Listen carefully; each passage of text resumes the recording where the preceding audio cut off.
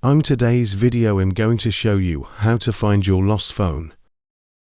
First you need to open the browser that have email logged into the lost phone.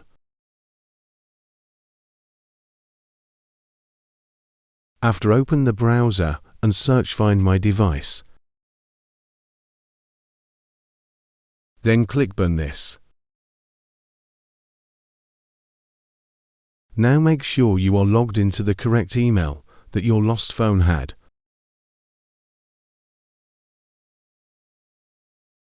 Here you will see which devices that are logged into this email. Now I'm going to locate this device. Click on which device you want to locate. Now it will show where the device.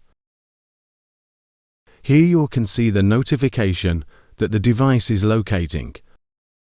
Here you can play a very loud sound remotely in your lost phone. Or you can put locks to your lost phone. Also, you can erase the device if you want to. If the device is not connected, probably the location has turned off. If that's the case, it will show you last location that the device location were turned on. Thanks for watching.